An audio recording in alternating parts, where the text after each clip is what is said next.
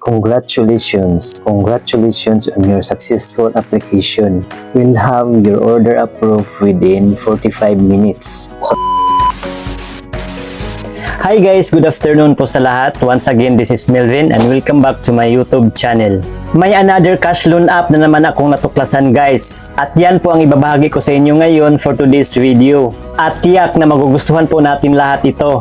Promise guys. Kaya sundan nyo lang po at tapusin ang video ito dahil a-applyan na naman natin ito. At para masaksihan po nating lahat mula sa aking pag-fill up ng form hanggang sa makakarating po tayo sa loan agreement. Disclaimer lang po, ang video ito hindi po sponsored ng cash loan app na ito guys ha.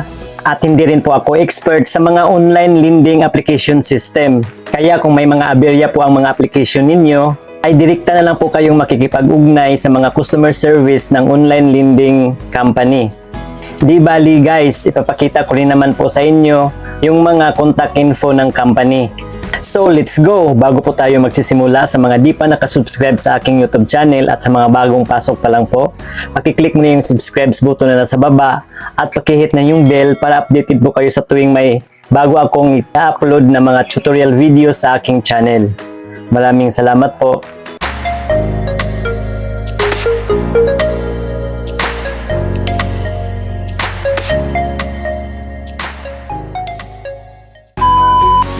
So ayan po guys, ang pangalan ng cash loan app na ito ay Piso Kwento. So ngayon i-open na natin ang ating Play Store at hanapin natin itong Piso Kwento. At sa search bar, click lang natin ang Piso Kwento.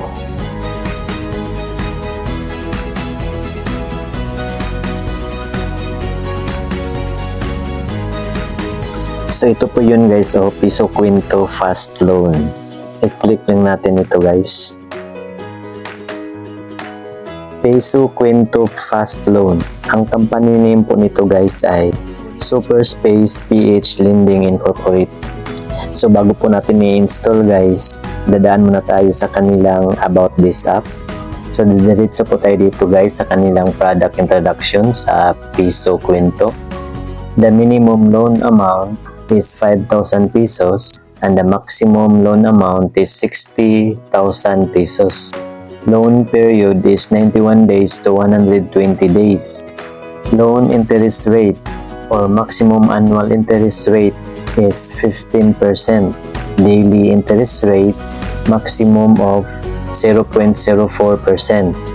No hidden fees, transparent fees. So kayo na lang pong magbasa sa iba guys. Scroll up na natin. Dito sa baba guys ay may mga instruction pa kung paano gamitin ang Piso Kwento. At may mga Piso Kwento functions pa dito sa baba. At ito po yung mga requirements na mag-apply. Kailangan daw ay residente sa Pilipinas, at least 18 years old. Ay kailangan daw may stable source of income. So yun lang po ang importante. So ngayon balik na po tayo dun sa taas guys para i-install ang cash loan app na ito. At ayan po, installing na po. Kapag mag-pop up ito guys, click lang no thanks and then click skip.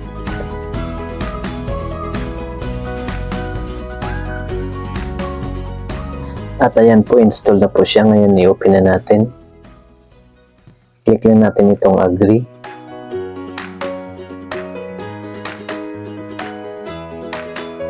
Click lang natin itong allow. Piso Kwento Financial Solutions. So ito na po yung maximum loan na in-offer guys, 60,000 pesos.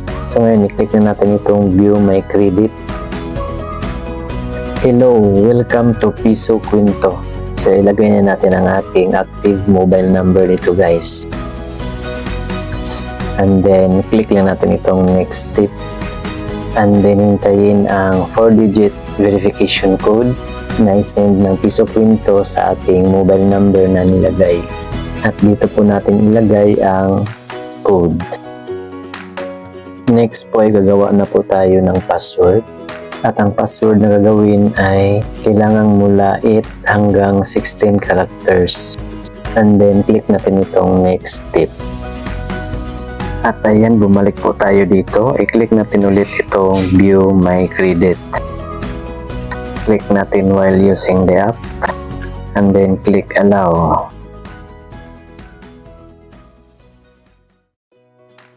At may nakalagay dito guys, fill in the information below and your chances of getting a loan increase by 80%. So ito po yung mga information guys na kailangan ng piso kwento. Magsimula po sa ating gender. Next po yung ating birthday.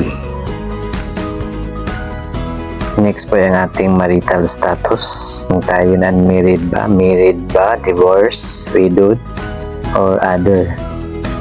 Next po yung ating education. At may mga pagpipilian po tayo. Next po yung ating residential address.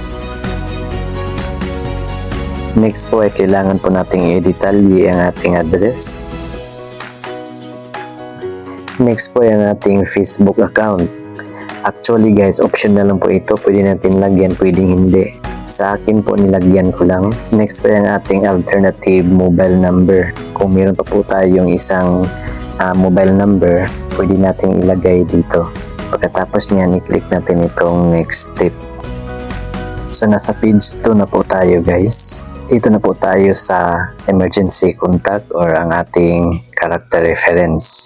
So 5 emergency contacts yung hiningi ng piso kwento sa atin guys. Ayan po, 5 po yan. Kailangan kumpletuhin natin yan. Dahil isa po ito sa basihan for approval. At kailangan yung mga contacts na ilagay natin dito ay itong pinakauna. Kailangan ay ang ating father, mother, at ang ating asawa. I-click lang natin itong confirm kung nakapili na po tayo.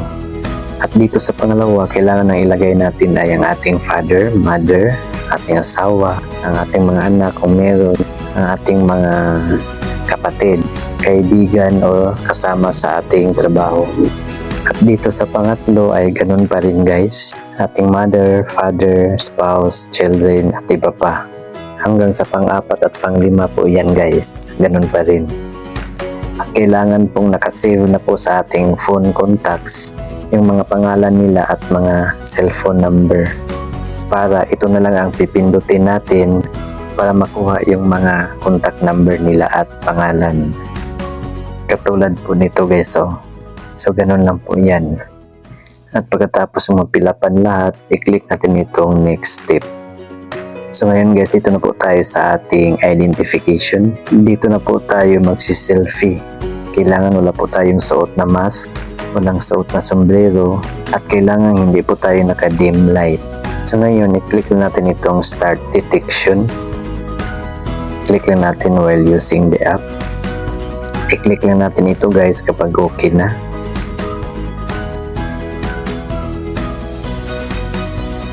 So ngayon, dito na po tayo sa ating valid ID. So ito po yung mga tinatanggap nilang mga valid ID guys. I-click na natin itong type of certificate.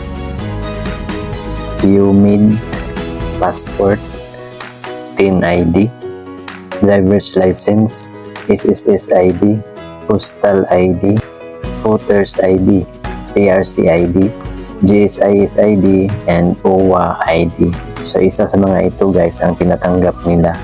Halimbawa sa akin na itong driver's license, i-click ko lang yan. And then i-click natin itong may camera na icon para picturean na po natin ang ating valid ID. And then click natin itong upload certificate. And then click na natin itong camera icon guys kung kapag okay na.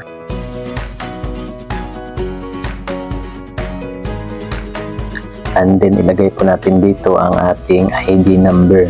Next po yung ating apelyido. Next po yung ating pangalan.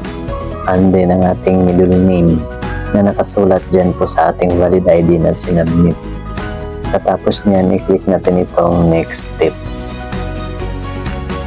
Confirm certificate information. So, i-click na natin itong confirm.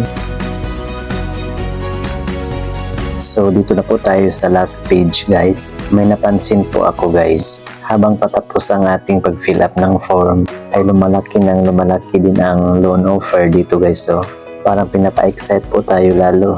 So ngayon patuloy tayo, dito na po tayo sa ating occupation. Kung ano po ang trabaho natin, may mga pagpipilian po tayo dito.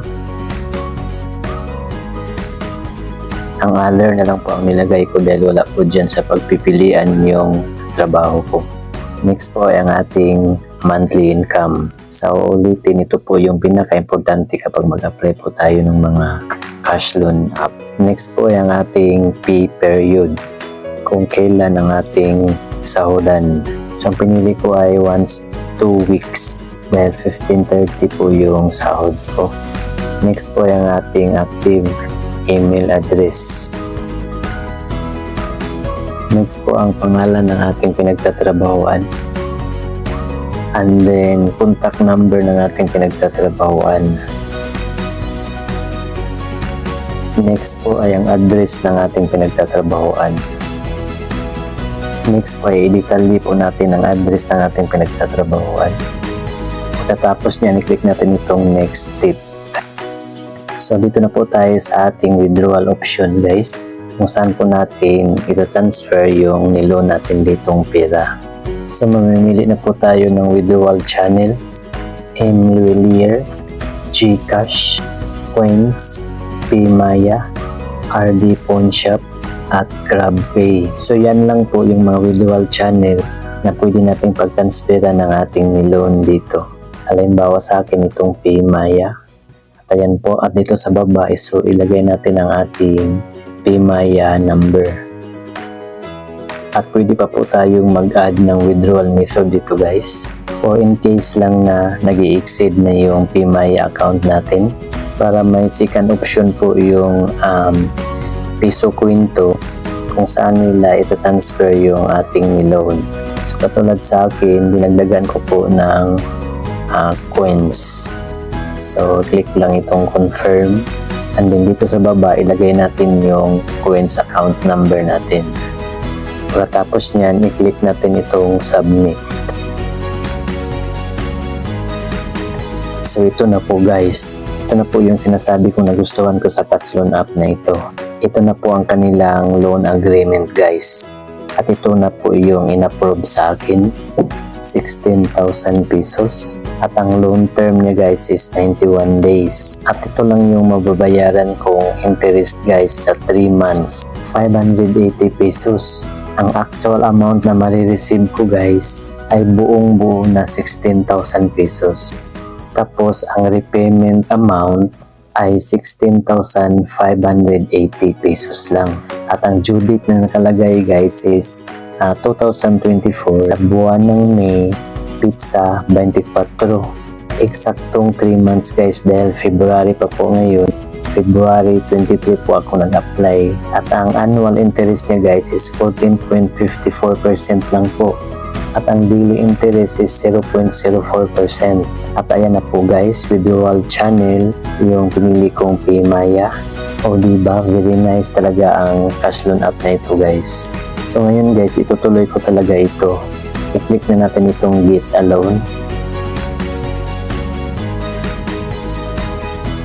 Congratulations! Congratulations on your successful application. We'll have your order approved within 45 minutes. So maghintay pa raw tayo ng 45 minutes, guys, kung ano po ang desisyon ng Piso Kwento. So ngayon, i-click na natin itong continue. Hindi muna tayo magre-rate kasi wala pa tayong natanggap eh. So i-exit muna natin ito. At ayan na po ang aking loan information. Application amount 16,000 pesos. Loan term is 91 day. Application time, so ito na po yung araw na nag-apply ako nito, guys. February 23, 2024. So ito na po yung loan agreement. At ayan po, guys, under review po talaga ang aking 16,000 pesos. Sana magkatotoo na ito, guys. At sana ma-approve tayo. So nakalipas ng mga 30 to 40 minutes, guys, ito po yung na-receive ko, guys. Disapprove po yung application ko. So better luck next time. Sayang po kung ano po yung mga nagustuhan nating cash loan app, sila naman yung ayaw sa atin. Well, desisyon nila yan, wala po tayong magagawa. Sayang, good pair pa naman tayo. Joke lang. Sa mga gustong mag-apply sa cash loan app na ito, guys, nasa inyo lang po yung diskarte sa pag-fill up ng form, guys, para ma-approve. Kulang lang po siguro yung diskarte ko kaya na-disapprove ako. So yun lamang po guys, sana may natutunan po kayo. Paki-like na lang po sa video ito kung nagustuhan nyo at paki-share na rin sa iba para may idea din po sila. At para sa iba pa pong mga katanungan, pakisulat lang po inyong mga tanong dyan po sa comment section sa baba. So yun lamang po guys, see you again sa next kong tutorial video. Goodbye, God bless.